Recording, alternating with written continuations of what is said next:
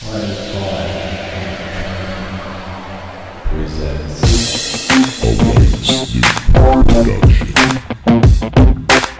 White Snoop and T-Rose Show, starring the White Snoop and T-Rose. Tweet us during the show using the hashtag #SnoopRose Show. The White Snoop and T-Rose Show. And welcome back, everybody, to the White Snoop and T-Rose Show. Of course, I'm the White Snoop. This is T-Rose. I know it's been a little while, but we're back in style. And we're ready to go with the playoffs coming up. First on the agenda, of course, with only 4 games to go from, or so, depending on the team. We have a tight race for 8th in both conferences. First, the Eastern Conference. The Atlanta Hawks are currently in the 8th spot, 2 games ahead of the New York Knicks, the only other team alive to make the playoffs. So, the big question, of course, is who makes it? All the other 7 seeds are locked up. Oh man, this is a tough one. As much as I want to say the Knicks, but at the same time, like, this is the Knicks we're talking about. I mean, you just never know. You never know. From game to game. The other interesting thing is that the Knicks have a slightly tougher road coming ahead. They have four games against playoff teams only. The Hawks, only 3 of their 4 games are playoff teams. I mean, not a huge difference, but I want to say the Knicks, but it's going to be the Hawks. I can respect that. I mean, like I said, we are talking about the Knicks. My heart's telling me to say the Knicks, but my brain's telling me to say the Hawks. Yeah, I mean, like I said, with the Knicks, you just never know. You never know. See, I have to go Hawks here. Sorry, Knicks fans. Yeah, I'm gonna go with the Knicks, but I'm just keeping that hope alive. Yeah, it's a little bit longer. Oh man, it just feels like Coach Cal's on the way. Just feels like every time the Knicks get like they're about to get it. Yeah, they'll go and lose to like the Harlem Globetrotters or something. Yeah, yeah, it's just, or the Washington Generals. It's just like you're like there's so many like must-win games that they lost that they should win. And they should, yeah. Well, I guess would it surprise anyone? How many? You said they have 4 games left. Yeah, I mean, it wouldn't surprise anyone if they went 0-4. Yeah, like it also wouldn't surprise me if another Hawks player got injured. Oh yeah, I know. I mean, dropping like flies down there. Yeah. Boy. So I mean, the race is still open, but it's definitely tight.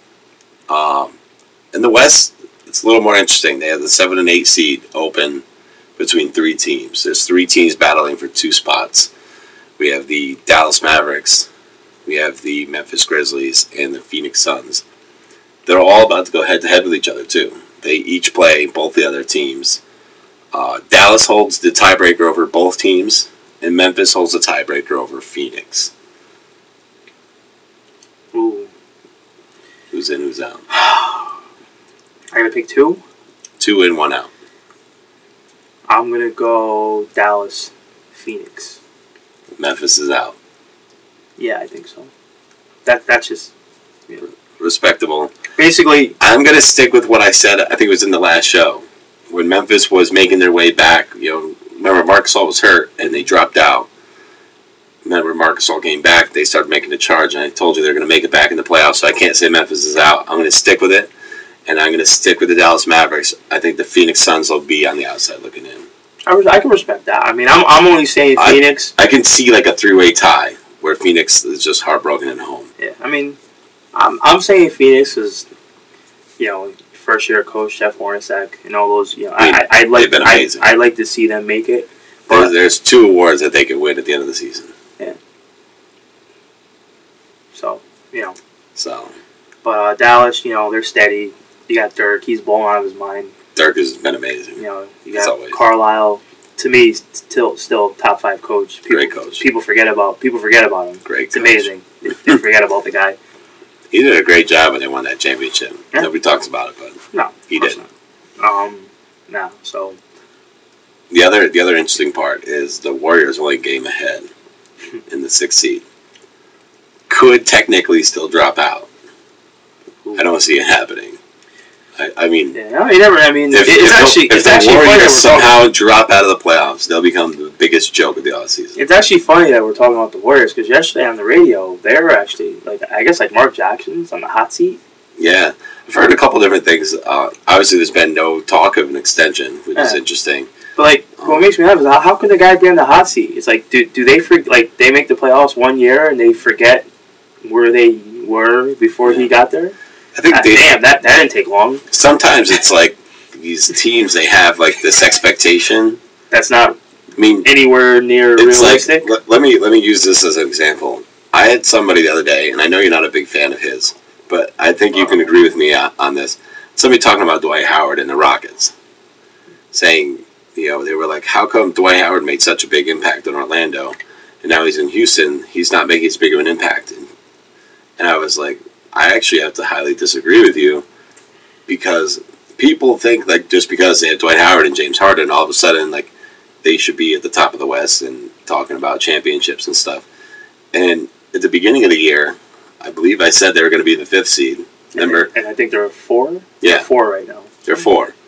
I don't remember where I don't remember where I had them. I probably had. I said I wouldn't even be shocked they were 6 or 7. And it's funny because I told people that the people were going to kill Dwight when they ended up in the right spot, because everybody thinks that Dwight should make them the number 2 seed, but it's not that simple. I mean, let's be honest. I mean, yeah, James Harden, top 2 guard. Yeah, Dwight Howard, top center. Chandler Parsons, nice young player. But I mean, who else is really on that team? I mean, Patrick Beverley and Jeremy Lin are 2 halves of a great point guard. If they were able to have Jeremy Lin just stay on the offensive end and Patrick Beverley just stay on the defensive end, it would be great. Change on the fly, like hockey. Yeah. Change on the fly. Or like football, just offense, defense. Defense. But they can't do that. I mean, so it's they have 2 halves of a great point guard. They have a nice young player, and they have 2 stars. And then, they have other guys that have just kind of filled their role, which is kind of what's nice about playing with superstars like James Harden and Dwight Howard, is they help make you look better. I mean, I think that they're right about where like I said, they're a seed up, but I think they've done just about what they should do. Yeah, 4. I mean, it's. But everybody's going to start talking, and it's and I think that's the same thing with the Warriors. I mean, yeah, I thought the Warriors were going to be the 4th seed. They're going to end up at 6, but I mean, they also dealt with injuries. Don't forget. I mean, Andre Iguodala was out for a good stretch, and it's they lost Jarrett Jack, which a lot of people they forget about it because Jarrett Jack is not a superstar, by any means. Good player though, and he was important to what they did. Very steady. I mean, and this is where's he? Cleveland? Yeah, oh, man, poor guy. I hope they're paying him. No, they are. There's no way you move to Cleveland without getting paid. Does Dan Gilbert get a shout out for that? Sure, why not? He gets a shout out. Shout out to Dan Gilbert, paying my man Jarrett Jack.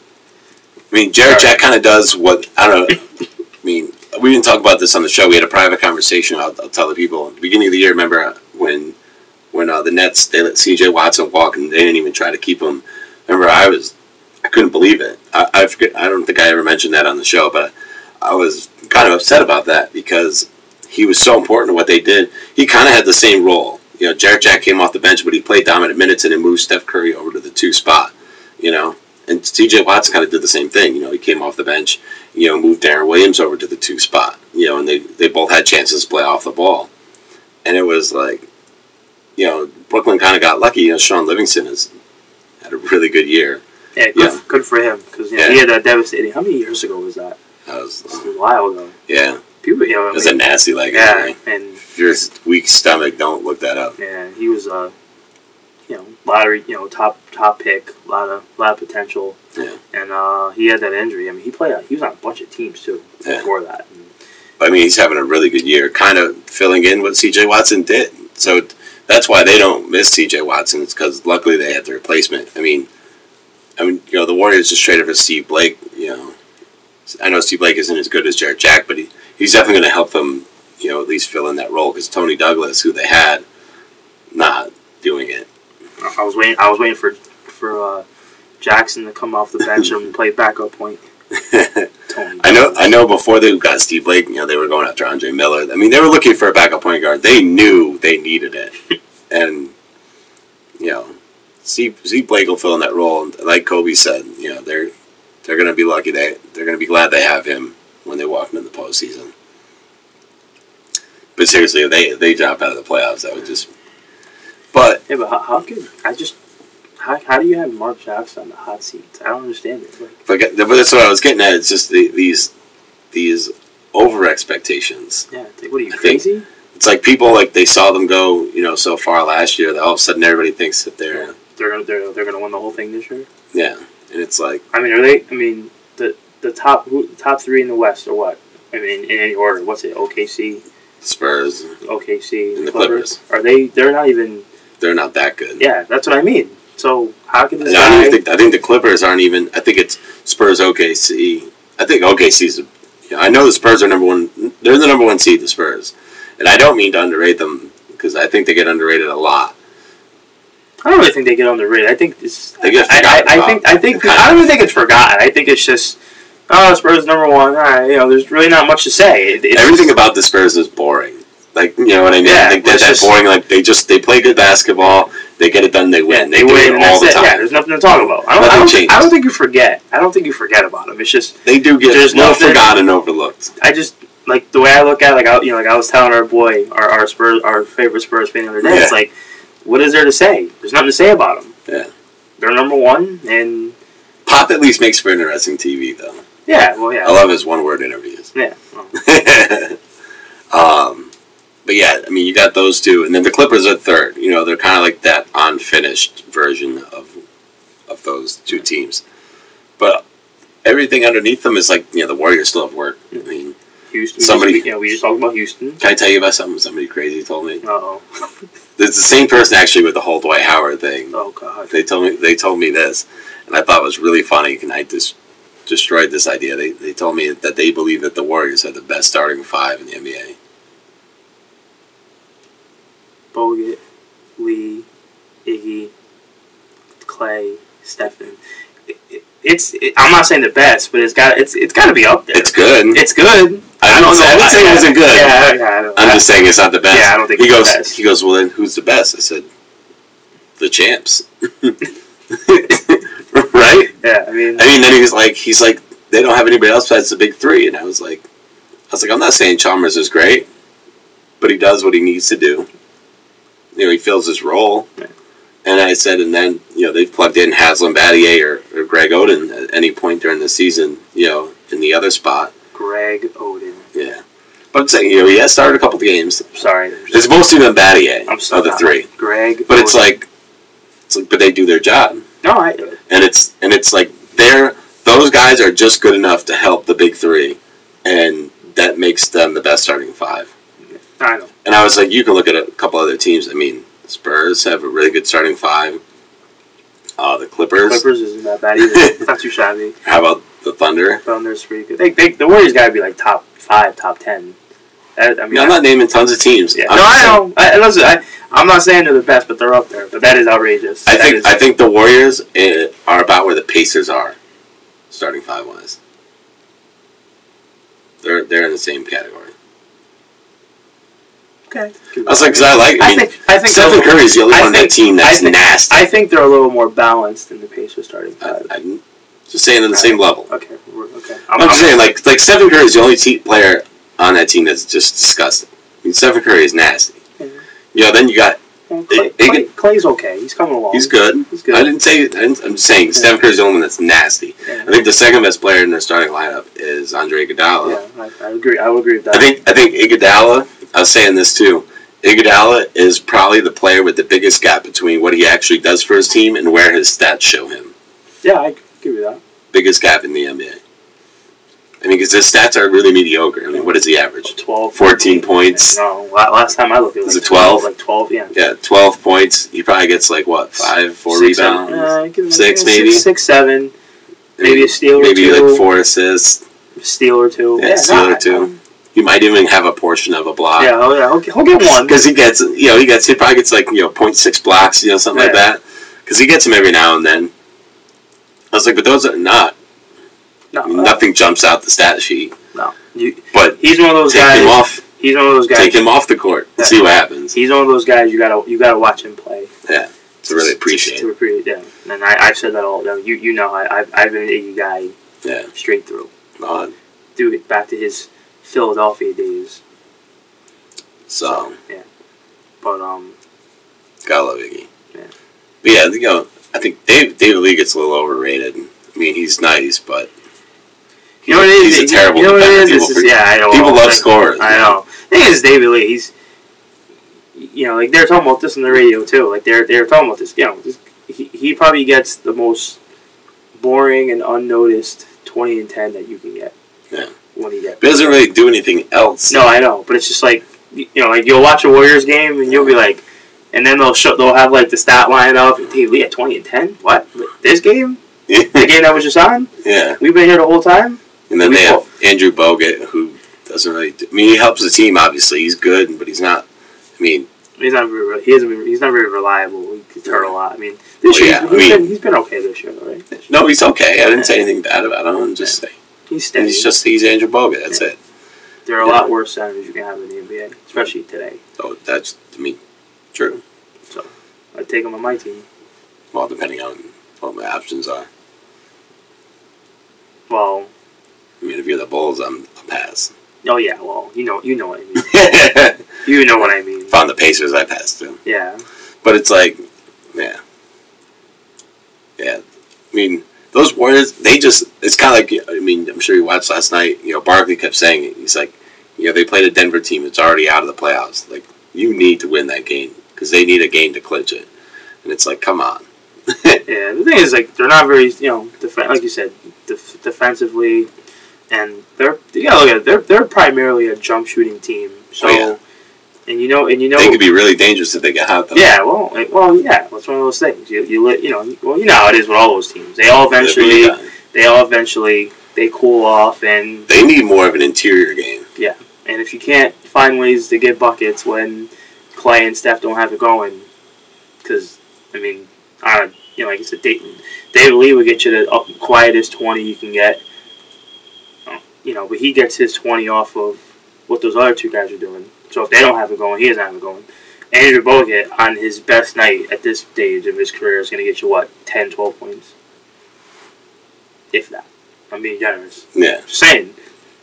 Iggy, they don't have a retire, like... And we just talked about Iggy. He's only going to get you 10, 12 points. Yeah. So if those two guys, kind of distributes a little bit. I mean, he helps the offense, but he's not good. But he's not like a go-to scorer. Go-to guy. So if those two guys, they don't have Lee or Bogut. Like neither of them are like, okay, we're just going to give you the ball, give us an easy bucket down low. No, I mean, they get a little bit here and there, but neither of them. It's putbacks. They're not going to get like a reliable like, yo, D-Lee, I want you to set up in the post. We're going to move to you. You know what I mean? Like that doesn't happen. No, because he's going to hit that 15, 17 footer from the corner. That's what David Lee's going to do. I'm just. Either that, just making the point. I know. Or either that, or it's a putback, a rebound, and a putback. Okay, so we talked about the best team in the West. Who do you have winning? The West? Yeah, the playoffs. I mean, we already know the Spurs have the number 1 seed.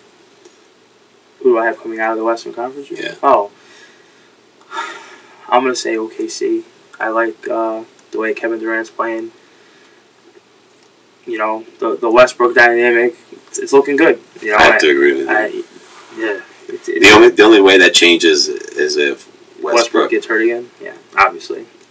And they could still do it, but I think the favorite changes to the Spurs now. Yeah, I agree. I think that if somehow if it's Thunder Spurs in the Western Conference Finals, which it most likely will be, without Westbrook there, even though that they were winning in the regular season, it's kind of like that. You know, don't take too much of the regular season. I think that the Spurs defense in 7 games can figure out a way. They can adjust. They all Westbrook. You look at Westbrook. With the two of them, it's just too hard. Yeah, especially if Tony Parker is going to have to defend him. Someone's going to have to guard him. I don't know if you want Parker guarding him for an entire game because he's going to exert a lot of energy. Yeah, but what do they have? I don't know, but just think about it. But you know what I mean? Because Westbrook is going to go hard. He's going to attack. And it's just, you know... but they don't. And they Westbrook don't have is, anybody else. and people forget. People forget that Westbrook is a pretty good. I'm not saying he's like a great defender, but he's. You think he's underrated? Yeah, he's pretty good. Like it's not like Parker. But it's like on the other side too. I mean, you're saying you want Parker on the whole time, and it's like they don't really have anybody else. I mean, even like their two guards. I mean, Danny Green's not an elite defender. Marco Bellinelli's not an elite defender, and you don't want Manu Ginobili guarding him at all. Yeah. They're gonna make him. The best you can really do is make him shake jump shots, make him take those bad. You can have Bellinelli or Danny Green pick him up on certain stretches just to mix up the look, but that's really the most you're really going to do. I mean, Tony Parker, it's going to be his job to stop Westbrook because Kawhi Leonard's going to be busy with Kevin Durant. I think you're going to actually. And Boris Diaz played well on Durant. I think they're going to make him take a lot of those bad jump shots, a lot of those you don't want him getting into the lane. I think they're going to make him take a lot of long twos and threes.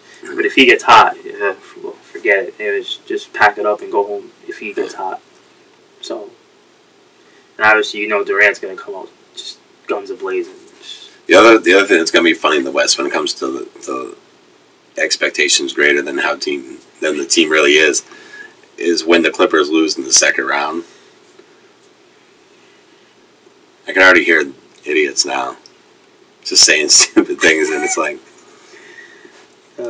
that's where they should be. I mean, they still have improvements to make defensively. I know that they did better this year than last year, but there's still individual improvements. I mean, Blake Griffin has improved throughout the season, but he still has work to do. Yeah, well, DeAndre Jordan too, and it's like those guys are key to that success. You also got to get, you get Jamal Crawford's got to be hot. Oh yeah, if he's not making a shot, he's not doing anything. He's not doing anything, but he's probably the second scorer. And it'd be nice if they could get Redick back. Well, he'll be back. It's just what is he gonna do? They got to get him in rhythm. Yeah, and it'd be nice if Jared Dudley actually showed up. Yeah, I know that's. Remember when he played in Phoenix? Then he comes over and he hasn't done anything. I know it must be like a Phoenix curse because like Matt Barnes was the same way. Remember he was in Phoenix's ball, then he went to the Lakers. It was like, do you remember how to play? I mean, I know he's in LA now and he's playing a little bit better. Yeah, but he's played well for the Clippers. Remember Matt Barnes? Remember Matt Barnes in Orlando was out of his mind. And then he was out of his mind in Phoenix. And then he went to the Lakers. It was just like, you forgot about have you ever picked up a basketball in your life? I don't know. It must be like a Phoenix curse. Something must be going on there. I don't know. I mean, he's playing good now, but he is not playing nowhere as well as he played when he was in Phoenix or Orlando. Now I just want to talk about the only playoff team we haven't mentioned, the Portland Trail Blazers. They're in the 5th seed. They match up against Houston. Would you be that shocked if Portland beat Houston? Oof, it's a tough one.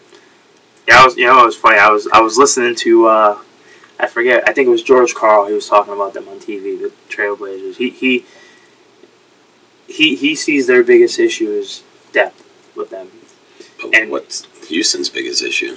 Yeah, no, it's the same thing. But you could argue that. I mean, the Blazers only have one real bench player that I really like. Yeah. But you could argue Houston doesn't have. Yeah. I mean, Mira Sheik, I guess. But I know. He's not crying. But you. No, I mean, I don't know. I mean, you could argue that. I mean, Damian Lillard's gonna have a field day when Jeremy Lin's on the floor. Well, obviously. And he's gonna be able to take breaks on the offensive end when it's Patrick Beverley. Yeah. Damian Lillard, remember? No. And who's supposed to guard LA? Who is the Rockets' power forward? Who is it? I mean, Donatas Montejunas plays. Terrence Jones. Exactly. And it's, but it's like, I mean, Houston is another jump shooting team. I mean, yeah, well, mostly. If Portland can limit, I mean, they get in the paint at least, with Dwight and James. But Harden. I mean, wasn't there? I forget. Was it a month or two ago where like Harden was going to the line like 12, 14 times a game? Yeah, no, I'm just saying. They have Robin Lopez, whose job is to defend and rebound. The He doesn't. And he'll drive Dwight Howard crazy, drive him nuts, insane. So, especially with that hair. And then, but it's like. Hey, at least that Lopez can stay on the court. I think that's going to be a really good matchup. I wouldn't be surprised if either team won that. Yeah, I can see I can see it going 6 or 7 games easily. Yeah, but this is where I'm talking about the lofty expectations. You know, like if Houston does lose, they don't deserve to be like overly criticized. I don't think. I don't know. I don't know if they'll be criticized. I just think that a lot of people will see Houston for what they really are, and they'll acknowledge the flaws. Yeah. That's all. I mean, I don't think they'll be criticized. They still have work to do. Yeah. But based on what Daryl Morey's done so far, they have a good future in front of them. Probably the best GM out there. Still, he's up there. He's been out there. He's been there for a while. He's, the Rockets are always. I mean, they're always decent. I mean, he does a real good job over here. A lot of people don't talk about him. And he does a good job. He's. So. I think that's the West in a nutshell. If you want to go back to the East, we can finish talking about the middle of the pack and the top. We got the race for one over there, at least. Yeah. Right now, the Pacers are up a half a game. And it seems that the building is falling. The wheels are falling off the bus as we speak. And Roy Hibbert. Did you hear that? The Roy Hibbert quote? Dissing the team. I heard he called everybody selfish. Yeah, everybody's selfish. It's like, dude, what is going on over there? But then they play tonight. 6:30 for those of you that are watching. 6:30 to us, so the game hasn't started yet. Oh? 6:30? Oh yeah. Oh yeah. What time's the game? I forget when that one is. Okay, we'll have to. It's got to be like 7, 8 o'clock. Right. So we'll be done filming by then, but I never know. This won't be up. You never know. But But it's like so they're playing in Miami tonight, and let's hear your prediction for tonight. I think Miami's going to win tonight, which will put them a half game up. Ooh, I don't know. I mean, no D Wade. No D Wade versus the wheels falling off. That's true. That is true. And they're in Miami. That's true. Which means that the role players in Miami might actually show up. I got you. I'm going to go with the Heat too. But would it surprise me? No. So that's fine. But Indiana does have the tiebreaker. Yeah. The only thing is, what the Pacers is like. Who do you think is going to take the first seed?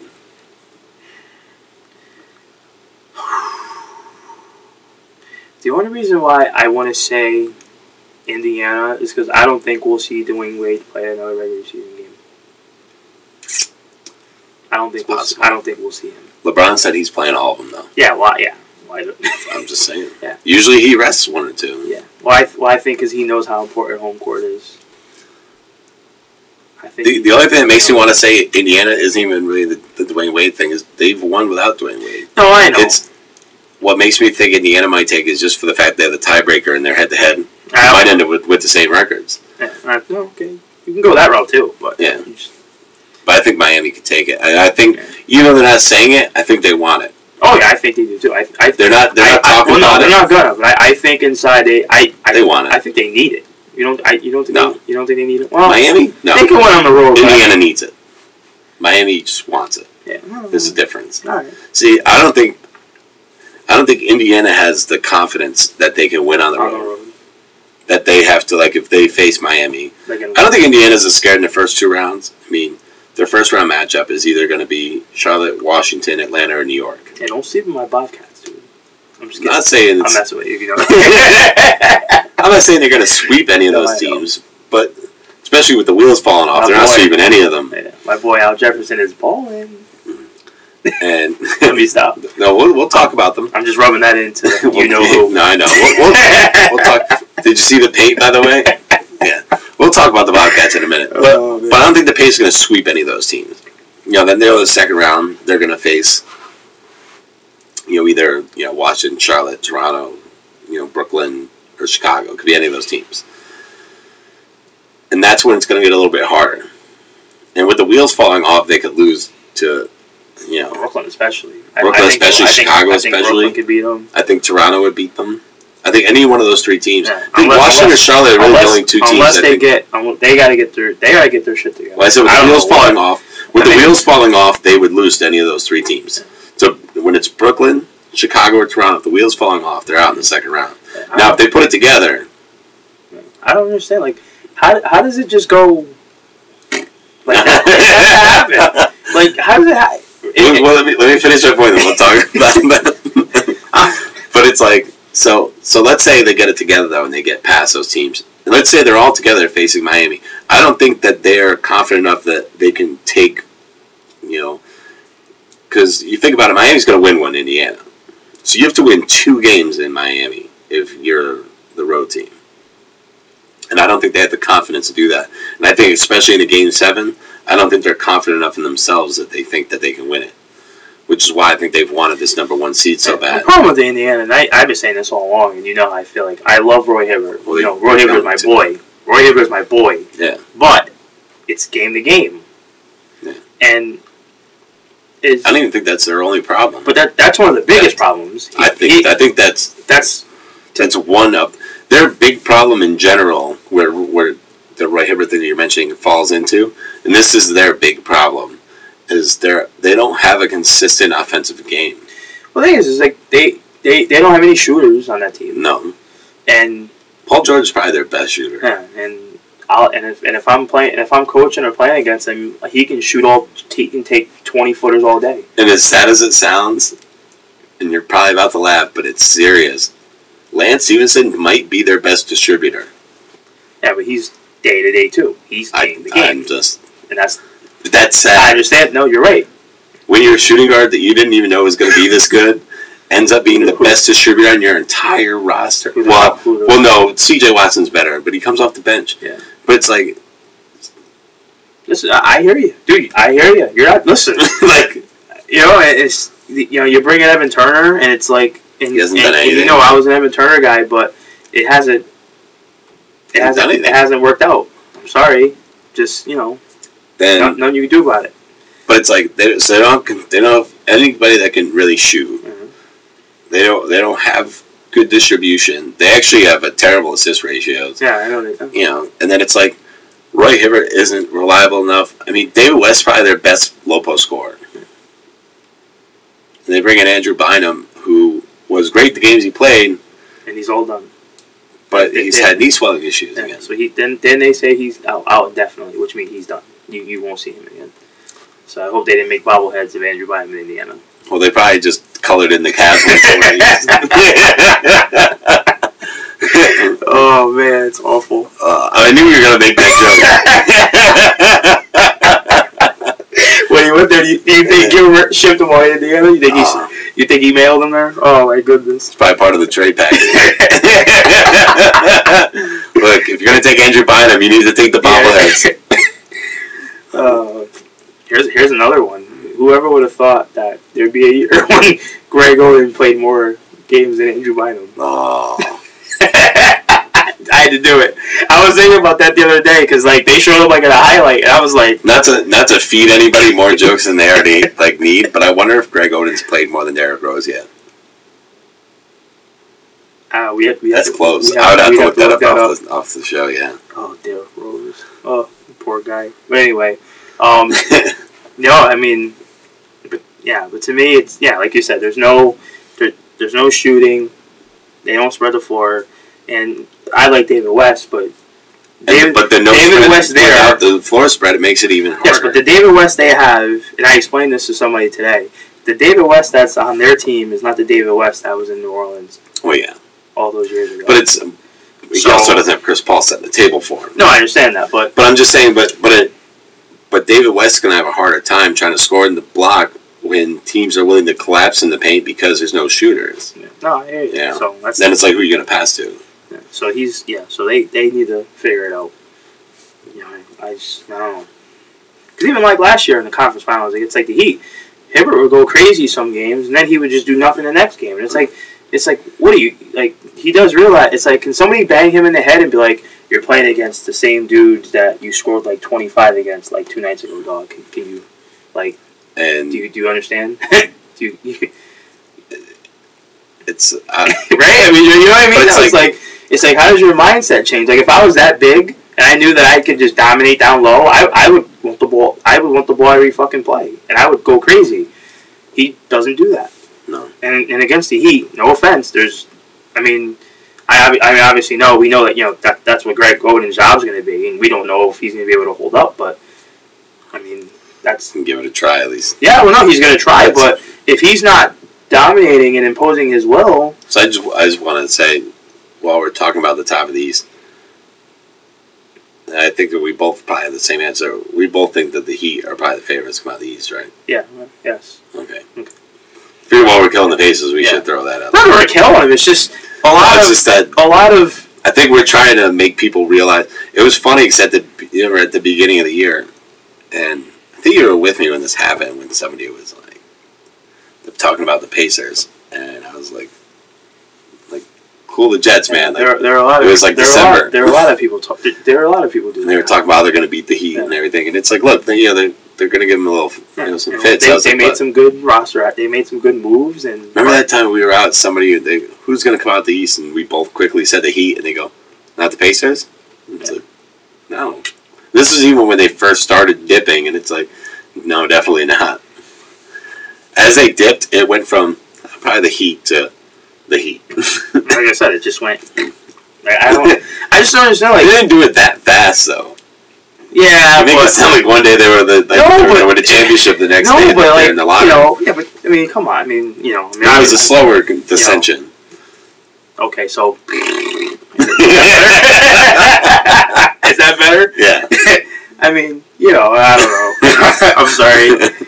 It's just, I mean, and we were arguing with people. People were ready to anoint Paul George the superstar status. And it's like, how's he doing? Yeah, I mean, he's playing good, but he's not. No.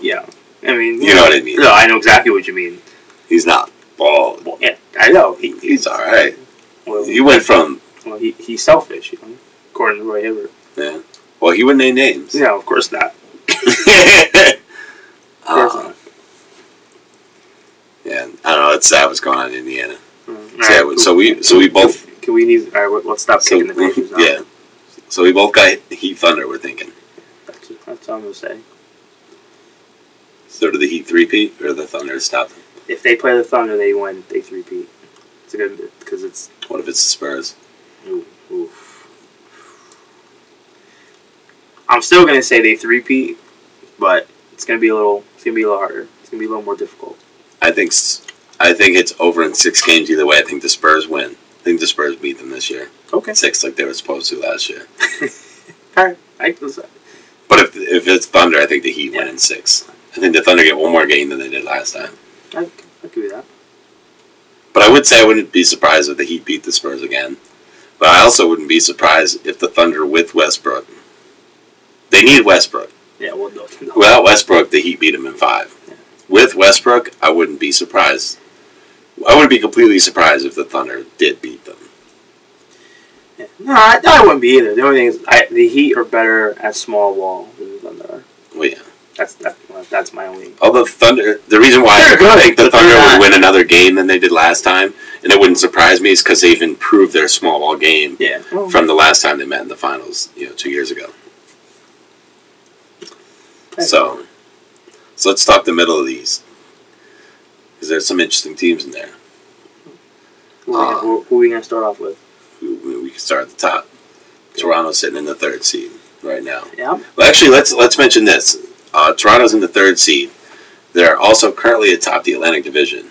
4 games to go. 3 games ahead of the Brooklyn Nets, who are sitting in the 5th seed right now. Who do you have winning the Atlantic Division title? That's the only... Toronto. Okay. It's the only division title still up for grabs, technically. Toronto. They're the only one that have clinched. Do we even need to discuss? No. Okay. I think with 4 games left, and 2 of them are against New York, I think Toronto can win. Out. No, it's not even just that. Toronto, let me finish, because it actually gets sadder. The 2 games against New York are going to be the hardest games they have. Oh, wow. Okay. End of discussion. Let's move on. Do you want to know who else they play? Who else? Detroit and Milwaukee.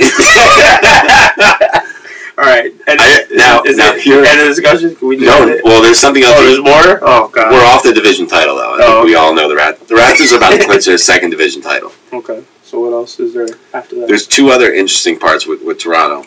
One of them we'll talk about clinching. They haven't clinched the third seed because they're actually tied with Chicago. They hold the tiebreaker, 4 games to go, and they have those 4 games left. Who takes the third seed? Ooh. I'm still gonna say Toronto. So I have a hard time believing they're going to lose more than one of those games. Yeah, I mean, Milwaukee. Okay. Now here's the other fun part with Toronto. Before we talk about playoff implications and all this stuff, they have 46 wins right now. Their franchise record is 47, which they can clinch tonight when they host the Knicks. And then they only need one more win. So I think we agree that they're going to set a new franchise record. Are you really? Is this a trick question? I just want. It's leading. They're playing the Bucks. And the Pistons. I mean. By the way, fun side note: Bucks are officially the worst team in the NBA this season. I can't even believe we're discussing this. They're playing the Bucks. No, well, I'm leading you somewhere. They play the Knicks twice. So we both agree that they're gonna not only tie, but they're gonna pass. They're gonna set a new franchise record for wins. There's two things I'm leading to. Number one, do you think that they're gonna win all 4 and go for 50? Possible. I can see them doing it. They are playing the Knicks twice. I mean, I'd love to see it. Yeah. I think somehow they're gonna lose one. I think they're gonna go 49. Okay. But still, now here's the fun question. I saw this. I forgot what website I was on. Is this the best team the Raptors have had in their franchise history? It's their first ever winning season on the road. They're about to clinch the best record in franchise history. And there's a strong possibility that they go at least to the second round in the playoffs. Well, what do you think? Do you think so? I mean, team-wise, they're definitely the most exciting to watch. I mean, with Kyle Lowry playing out of his mind, and you got, DeMar DeRozan, has flourished finally. Like, he's finally kind of developed into the player that, the Raptors have drafted. They talk about, potential to fire as coaches. I mean, that potential, they lost the GM and coach for him. And now he's where, that GM and coach wanted, hoping he would get to it. Yeah, I mean, he's in the top 10 in scoring. His development, on the floor, and both his ability to get to the rim. He's getting more free throw attempts a game. He's distributing better. His defense has improved. I mean, he's kind of like, he's the guy that they saw when they drafted, him a couple years ago. And I just think, Terrence Ross is improved. I mean, obviously, most of the improvements, DeMar DeRozan kind of already came out the gates like that. But then you had, Kyle Lowry went out of his mind when Rudy Gay got traded. As it, Terrence Ross got more minutes and went out of his mind. He even had that 51-point game out of nowhere, And it's like everybody kind of like stepped up, and Amir Johnson, Jonas Valanciunas has shown improvement, and I just think overall as a team they've been very exciting to watch. Just based on, obviously I've never followed the Raptors as close as you have, but just based on my knowledge of the Raptors, I would have to say yes. Definitely the most complete team I think they've had. They've, you had, obviously like the Vince Carter years, and, they had Bosh there, but, Superstar status isn't there. Yeah, no, but as a team, as a whole, yeah, I think the Raptors are kind of in a point where they're the sum of the parts. Like the whole is greater than the sum of the parts. Yeah, I agree. I'm still upset that the Rudy Gay thing didn't work out, but they're 40-20. He's disappointed me. He's you know how I feel about Rudy Gay. 40. Oh no, I'm listen. And 20. I'm just saying. Since the trade. Started off 6-2. I understand that, but I just gotta learn that Rudy Gay. It just makes you think. It's like if they, by percentage of wins, if they went the whole season without Rudy Gay, they'd be 52 wins already. They'd be right there, with the Heat Pacers.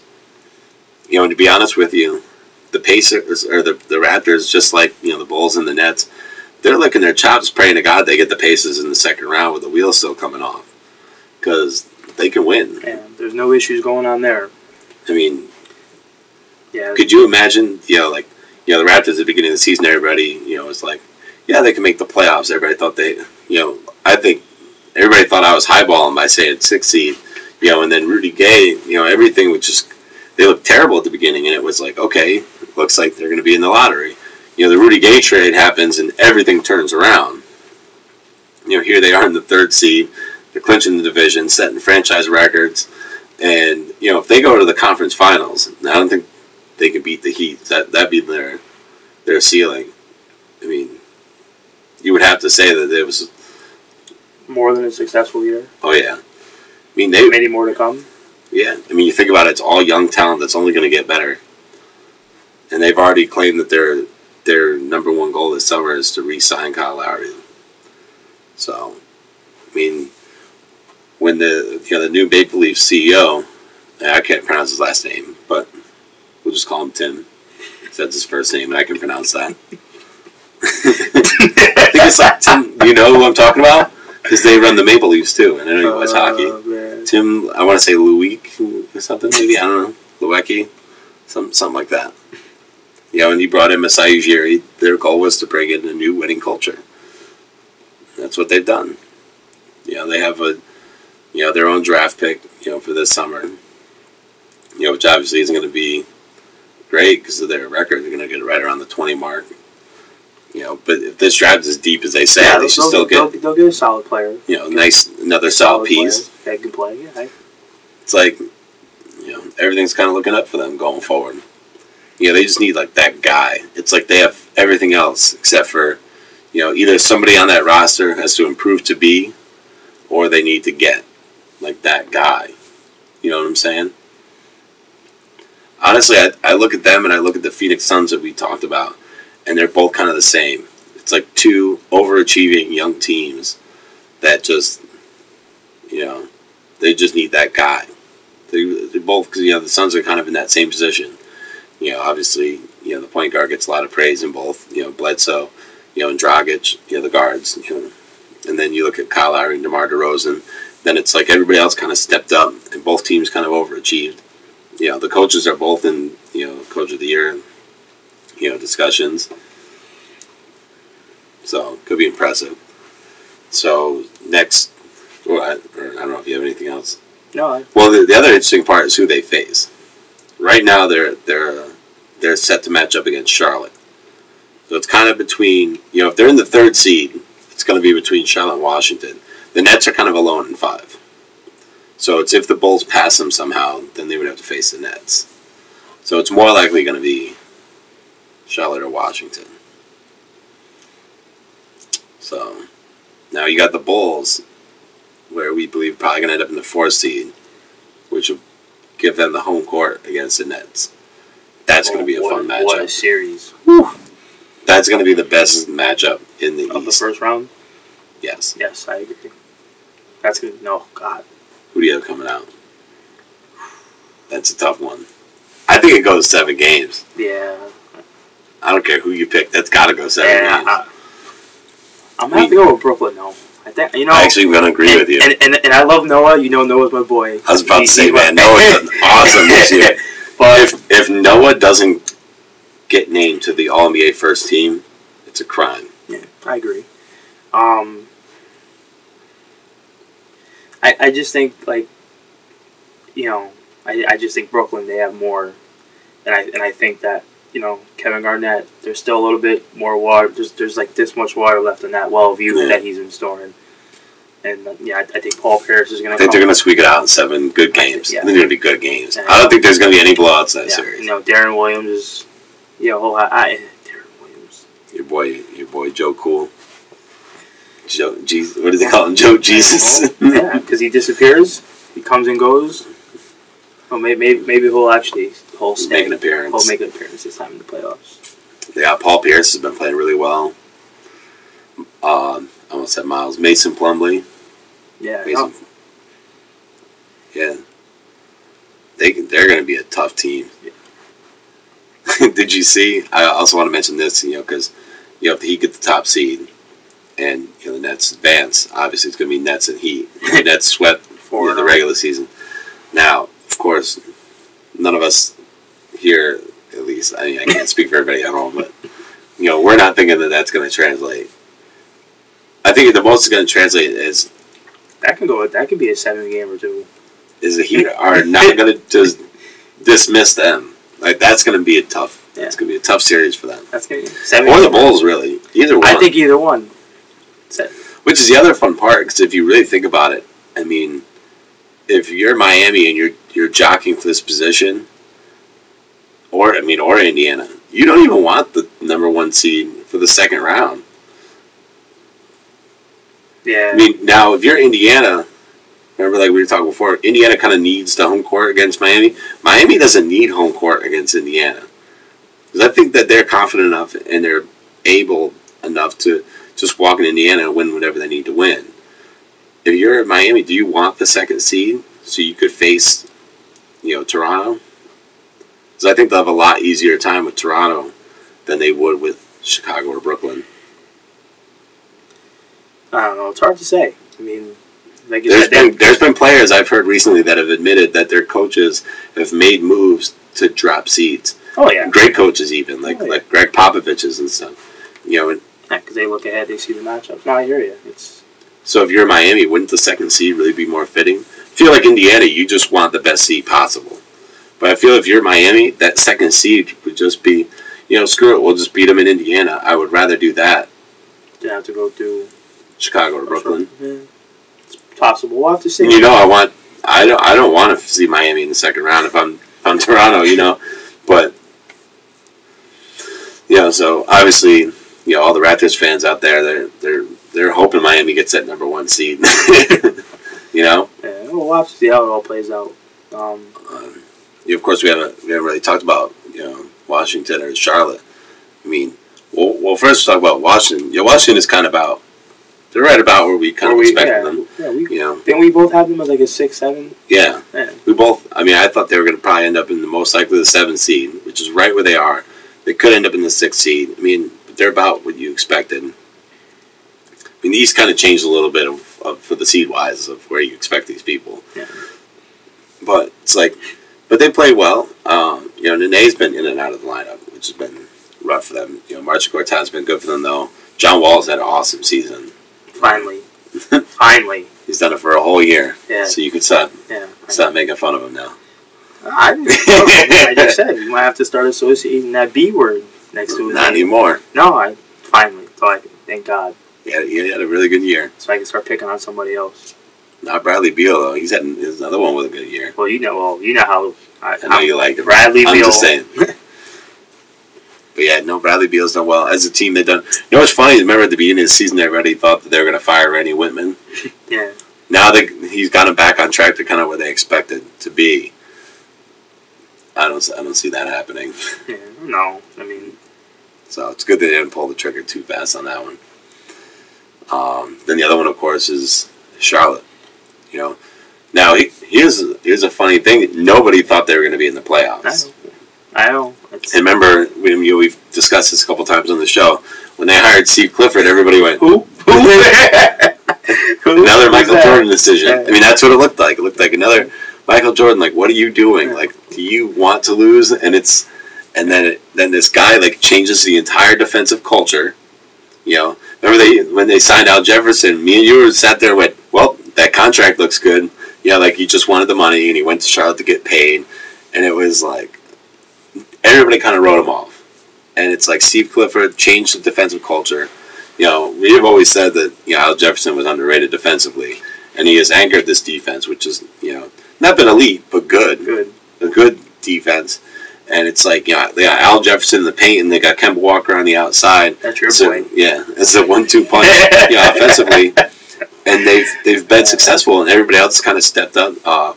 Zeller, has played well for them. Who I said would be good. Gerald Henderson, MKG. MKG's finally coming around. Yeah, and it's like all the pieces, and Ben Gordon's not there anymore. Just had to throw that in there. One day too late. He's recovering from being kicked in the groin repeatedly. He'll be home watching the playoffs. Kicked in the groin repeatedly. He went fishing early. Oh my goodness. Poor guy. I had to bring it up. We killed him on the last show. It's like shout out to the Bobcats for.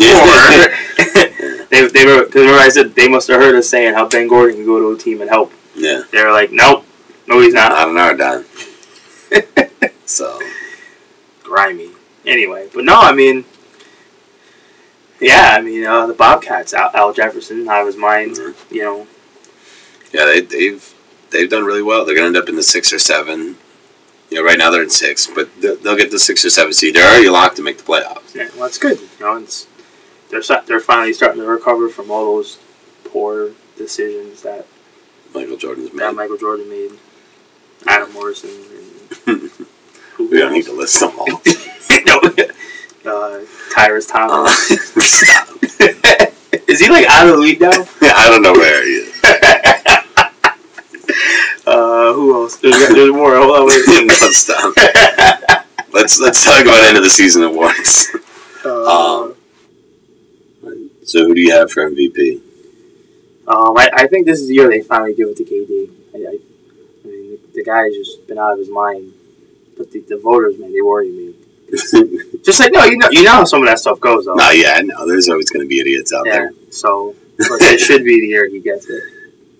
I'd give it to KD. I think Kevin Durant has been unbelievable this year. You know, he just beat Michael Jordan's stretch of most games, 25-plus points. He's had 2 50-point games, including his career high of 54. You know, multiple games over. He's had more 40-point games than everybody else in the NBA combined, I believe. You know, like that stretch that he had, he's scoring like 30. But he's not only dropping like 30, 40 points, but he's doing it with 12, 15 shots. I know. He's efficient as hell. Yeah. Like remember people last year argue. Remember the argument last year? Oh, who's more efficient? Yeah. He's dropping 30, 40 points with 15 shots, and Melo's scoring 20 on 20 shots. Yeah. But Melo's more efficient. Yeah. Figure that out. Anyway. So I don't think we need to talk about MVP anymore. Yeah. I mean, those are the only 2 guys in the race. If you mention another name, then yeah. I don't know. Defensive Player of the Year.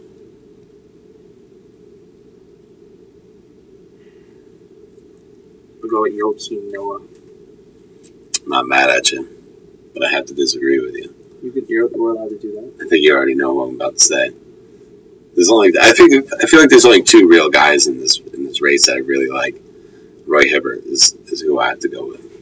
Okay. I mean, I actually heard some people mention Iguodala, though. I do want to throw out a little shout out. Could be. I mean, I'm not mad at the idea, but I just couldn't take him over Hibbert or even Joakim Noah. Okay. I know a lot of people are saying LeBron because LeBron's been talking about it. Yeah. It's hard for me to put. And I'm mad every time anybody mentions Paul George, by the way. I don't like him in the discussion. Because I've seen that a couple times. He'll probably get most improved. Paul George? Who else could they give it to? I'm not saying there's other guys. Well, I guess we'll move on to most improved. You really think Paul George is that who you're voting for? Who else could they? I mean, because there's a guy that was basically not even noticed last year. Like, he was basically a joke before this year, and he's been part of a team's resurgence. Do you know what I'm talking about? No, who are you talking about? Gerald Green. Yeah. Oh man. Yeah. Well, that's true.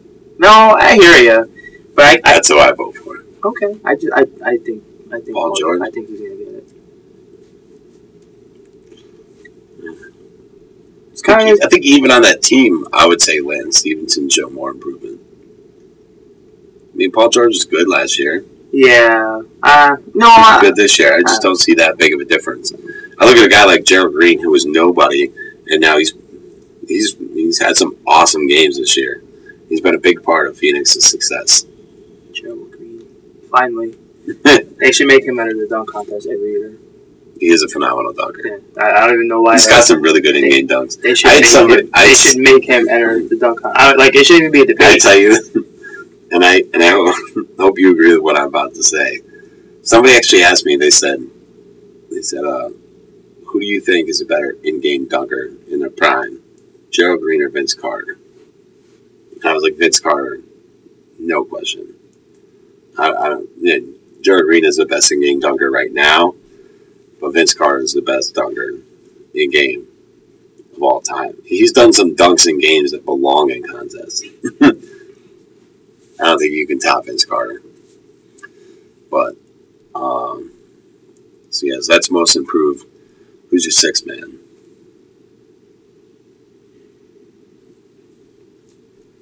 Ooh, I don't know. I gotta think about this one. I mean, there's a couple guys in the conversation. You know, Jamal Crawford and Manu Ginobili are two that are in the discussion every year. Yeah. I think it's safe to say that J.R. Smith won't be repeating. No, you won't? No. What do you mean? It's criminal. The best thing J.R. Smith has done all year is bought that truck.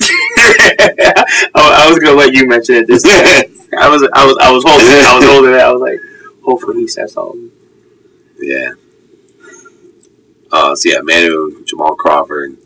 There's been a lot of mention of Taj Gibson. Yeah. I like Taj. I like Taj Gibson. That you're gonna go with? I'm gonna go with Taj. I had somebody mention Taj Gibson recently, and I was always like, yeah, because I was thinking Jamal Crawford until I heard this argument, and now I'm thinking, maybe Taj Gibson might be the better choice, because Jamal Crawford comes in, obviously drops buckets. I mean, that's a shot, and a lot of people like him because he's kind of like the what's the word? He's like that he's what you think of when you think of like a six man. You know what I mean? But Taj Gibson efficiently scores with less minutes than some of these other six men. He finishes a lot of games, and he's a better defender. I'll go with Taj Gibson. That sold me. When I heard that argument, I went, I like it. Yeah, Taj is the guy. Let me change my vote, because I had Jamal Crawford and I scratched it off, and I went to Taj Gibson when I heard that argument. I thought that was a really good argument.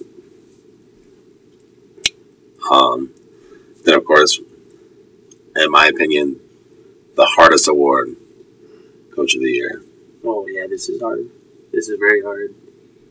I mean, let's mention all the coaches. I mean, Coach Pop was in the race before the season started. They're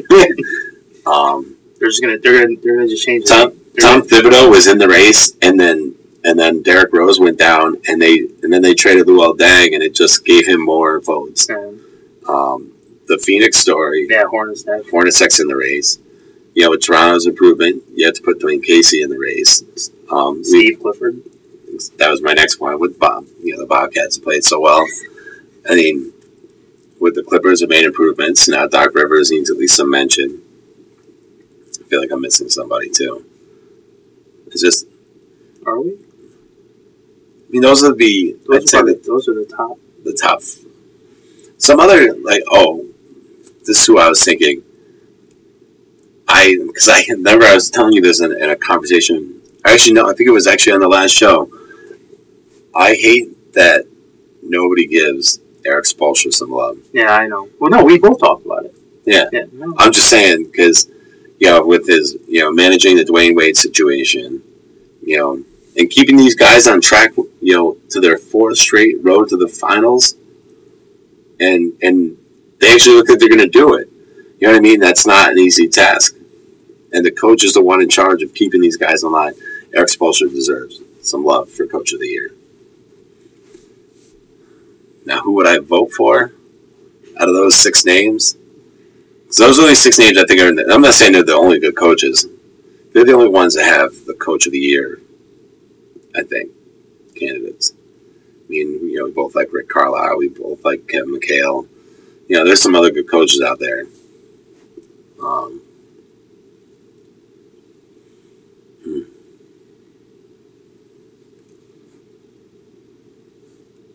I think I would go with Jeff Hornacek, though. I'm going to go with Steve Clifford.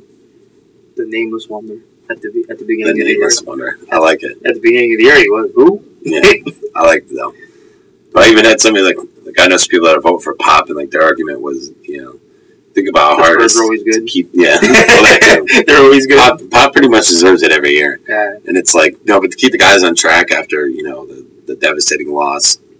Yeah, we're talking about. They're the best team in the NBA right now. We're talking about the Steve Clifford, the Bobcats. No, I understand. A lot of people thought the Suns were going to be the worst team in the NBA, including myself.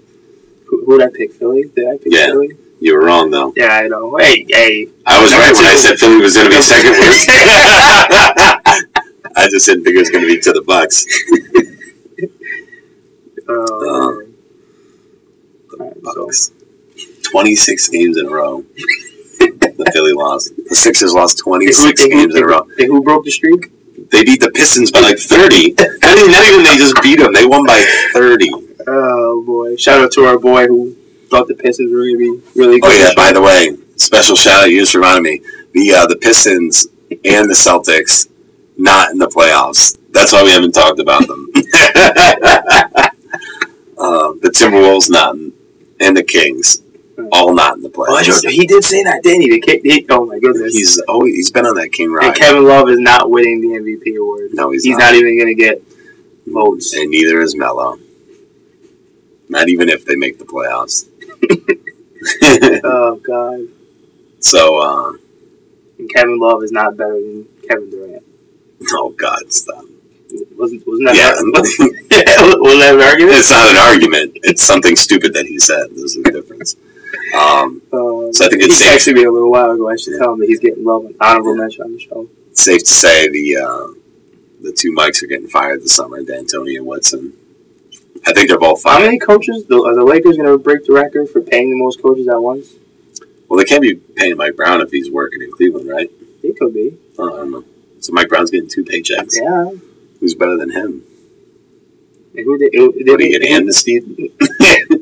Who they canned before that? Weren't they paying the guy before him too?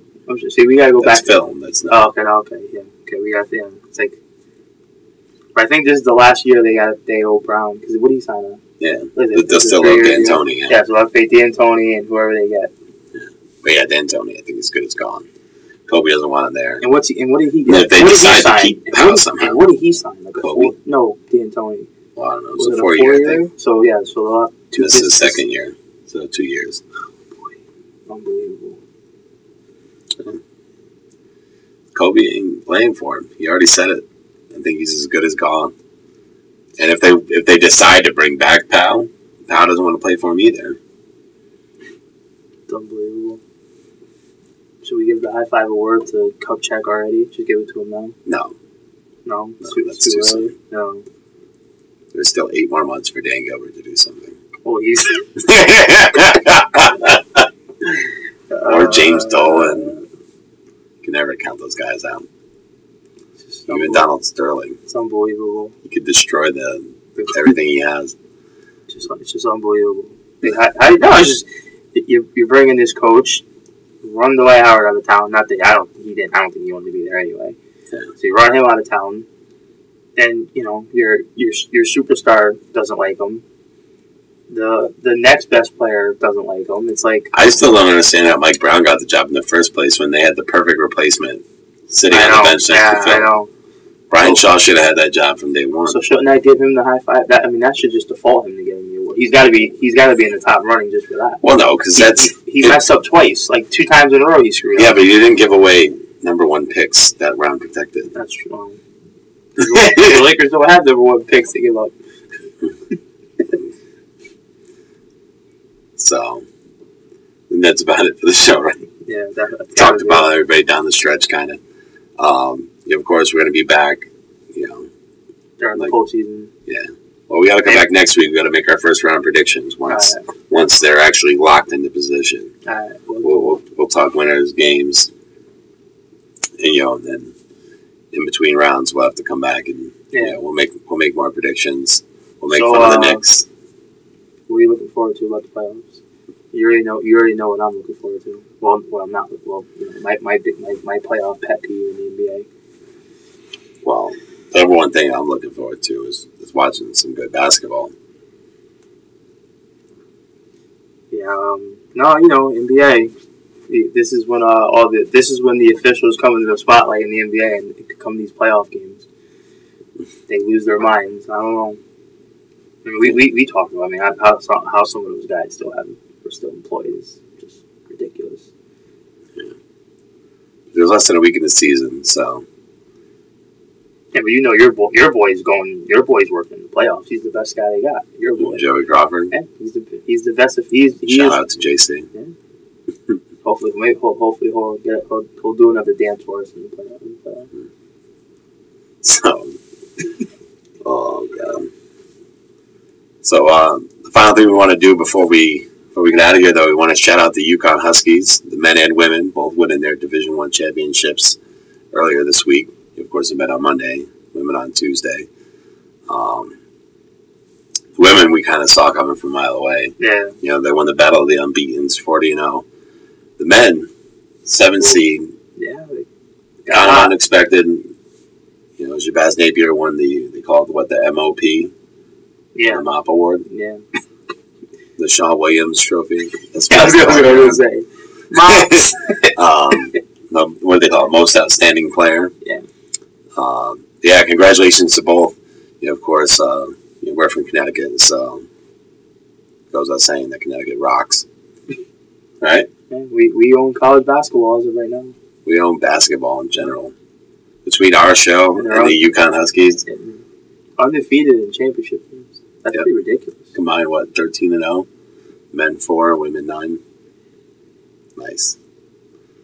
So with that, shout out to the UConn Huskies. That's it for this episode. We'll see you guys next week when we discuss the first round of the playoffs. You know, once everything is kind of set in stone. So I'm the White Snoop. This is T-Rose. Have a good day, night, week stuff. Not like week stuff. Like, you know what I mean. Have a good day. All right, bro.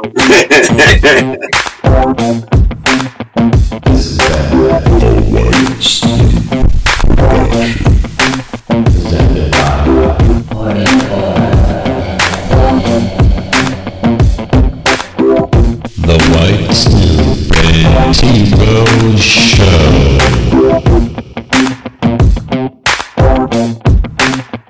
Watch more videos like old episodes on YouTube and subscribe to youtube.com/WhiteSnoop44. Follow and tweet us at 44entertainment, at WhiteSnoop44, at T-Rose_28. Use the hashtag Snoop Show. Like us on Facebook, facebook.com/WhiteSnoop244, facebook.com/TheWhiteSnoop44. Email us at WhiteSnoopProductions@gmail.com.